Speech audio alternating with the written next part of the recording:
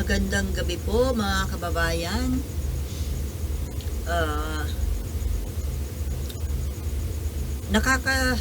nakakalungkot po ang nangyayari dito sa bansa natin sa ngayon. Alam niyo, ang daming mga issues na nangyayari. Ang daming issues na kailangan nating pag-usapan. At kailangan ko ring iparating ang aking opinyon tungkol sa mga issues na ito. At ang bilis po ng mga nangyayari. Ang pinaka-hot topic po sa ngayon talaga ay itong tungkol sa issue ng ICC at saka ng mga Duterte. Bakit po kailangan nating buhayin uli ang ating membership or connection sa ICC. At ito na nga po ang yung mga latest na balita sa ngayon.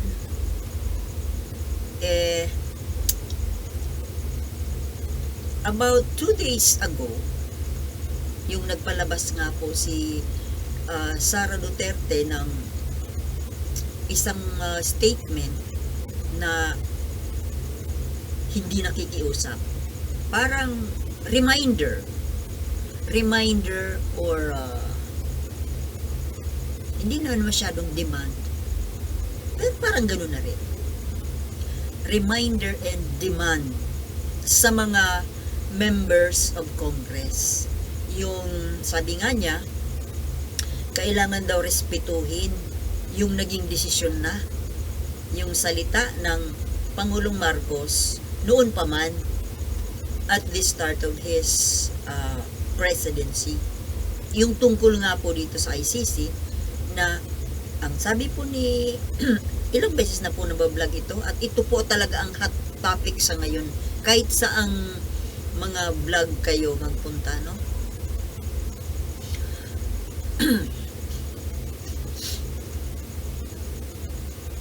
And then after na pagkatapos nung panawagan ni Sara sa mga kongresista na kailangang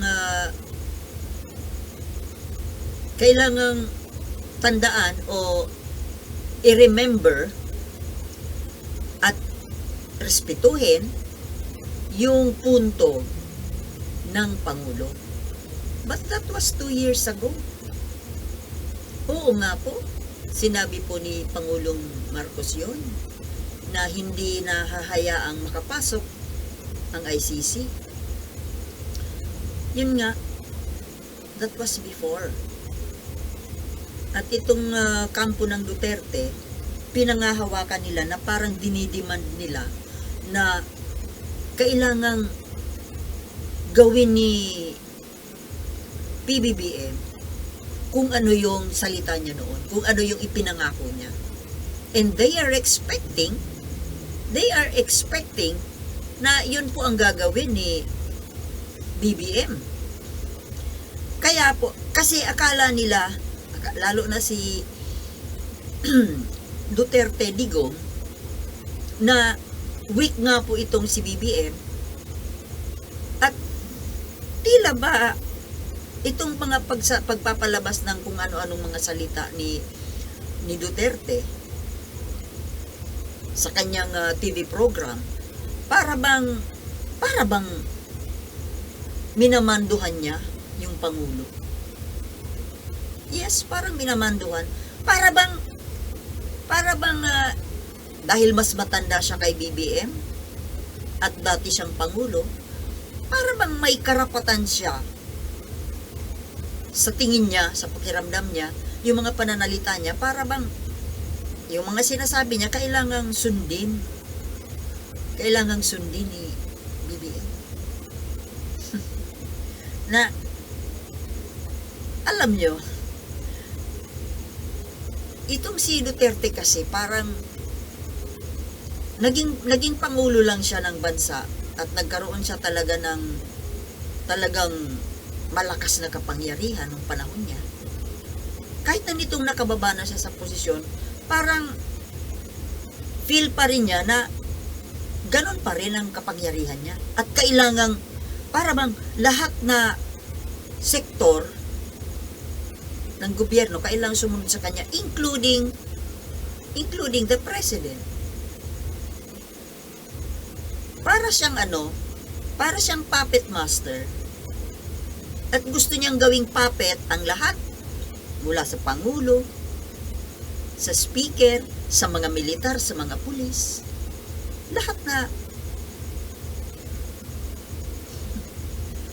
At ngayon nga, after nung reminder ni Sara sa Congress, a day after, nagpalabas din ng statement si PBBM through the media interview na pinag-aaralan na yung ICC issue, na kumbaga nagbubukas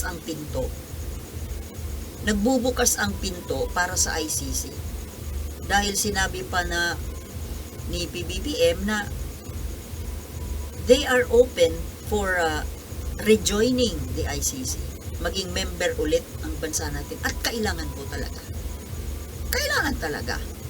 Kasi nga ganitong mga issue na ganito, na hindi naman, walang magawa ang otoridad natin, walang magawa ang mga government agencies natin, walang magawa, including even our highest court. Kasi kung may magagawa, bakit wala pang ginagawa hanggang ngayon? At kailangan pang dumulog sa ICC. O ngayon nga, after nung pinalabas ni PBBM na statement tungkol sa possibility of rejoining the ICC, at na pinag-aaralan daw ng Malacanang ang tungkol dito, ngayon nagpalabas na muli ng statement itong si Sara. Ba't hindi na para sa Congress? Dahil sa totoo lang, nagalit yung ilang kongresista na, syempre, lalo na yung mortal na kalaban ni Duterte, ni Sara, yung Makabayan Black, na sabi, ano daw ang pakialam ni Sara sa kanila sa Congress? Bakit nangihimasok sa trabaho nila? Bakit kailangan silang paalalahanan? Oo nga naman, di ba? Di ba, ang president and the vice president, yung mga executives from the president pababa, executive position sila, at wala silang, separate sila sa legislative. Ngayon, parang talagang nangihimasok na talaga, nagde-demand si Sara. Kaya ayon tuloy, nasagot siya na naman ni Franz Castro. At ito nga, dahil dun sa naging pahayag ni BBM kahapon,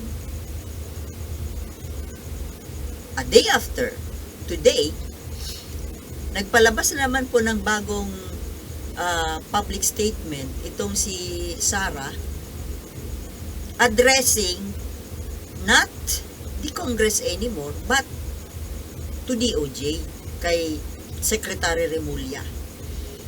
Nakikiusap. Mga kababayan, narinig nyo yun? Nakikiusap.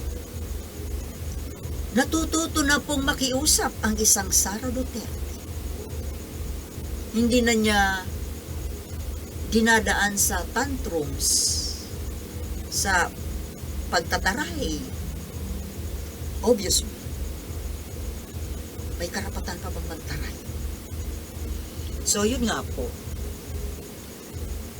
Pinapa-address niya yung kanyang statement sa DOJ na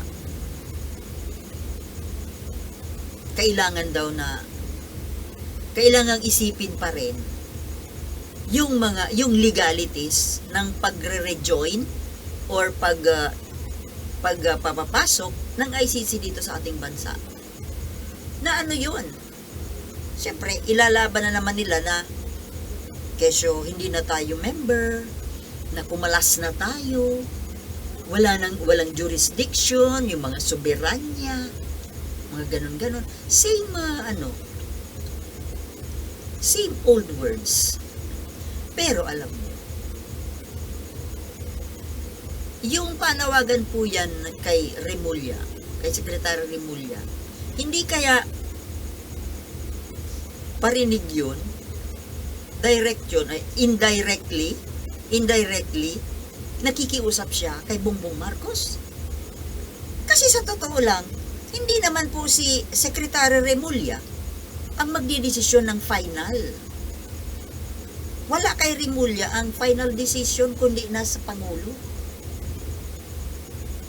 At siguro naman narinig na niya sa balita, nalaman na niya na ang stand po ng Supreme Court ay may jurisdiction daw ang ICC sa atin. Kaya siguro siya nagpalabas ng panawagan kay Remulla. But, siyempre, indirectly, para sa Malacanang yun. So, nakikiusap na ngayon. Bakit po kaya nakikiusap? Bakit hindi na niya kayang dalhin sa pagtataray ang issue ito? Nare-realize na po kaya ng mga Duterte, lalo na ni Sara, na this is it? Na ito na yung reality? Na parang wala na silang kawalan? Pero alam nyo, meron pa naman silang pwedeng gawin para makaiwas dito sa pag-aaresto ng ICC. Meron. Kung iiwasan lang naman yung pagkakakulong, anyway naman, pag nakulong ka, naku, wala na akong space daw. Pag nakulong ka,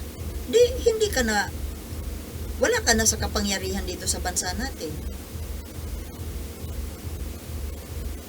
At least hindi ka nakakulong kung magmamigrate ka. Saan ka magmamigrate? Pwede ka lang magmigrate doon sa bansa na pwede kang kanlungin. Sa China, di ba? Pero alam nyo, yung pag-migrate sa China na yan, si Xi Jinping, kaya sila inaalagaan sa ngayon kasi may inaasahang pakinabang si Xi Jinping mula sa mga Duterte. Kung wala naman palang pakinabang dahil wala na sila sa kapangyarihan dito, para nakakanlungin. Sa totoo lang, naghihirap na rin ang China ngayon. Pero pwede pa rin, di ba? Kasi they will be hoping na later on, someday, pwede pa silang gumawa ng kung ano-anong mga diskarte para makabalik sa pwesto. Di ba? So, yun po ang pwedeng gawin, pwede nilang choice na gawin.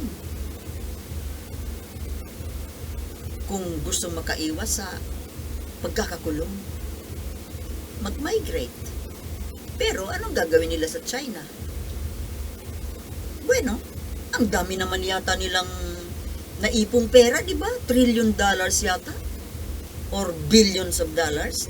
Di kaya nilang mamuhay doon sa China ng maligaya, free, at hindi naman siguro hahabulin. Hindi na natin mahahabol sila sa China. Gera yun. Di ba? Pero, ang isang tingin ko dyan, alagaan pa kaya sila ni Xi Jinping? Kung magiging ampon lang naman sila, walang pakinabang? Di ba? Kaya sila Kaya sila, mahal na mahal ni Xi Jinping sa ngayon, dahil sila ang inaasahan nitong China na makubkob ang Pilipinas. 'Di ba? Yun na lang po muna. Marami pa sana akong gustong sabihin, kaso ano na raw konti na lang daw ang storage space ko kailangan kong mag-delete muna. Okay, thank you very much for watching, and see you in my next vlog pagkatapos kong mag-delete. Okay, bye, peace.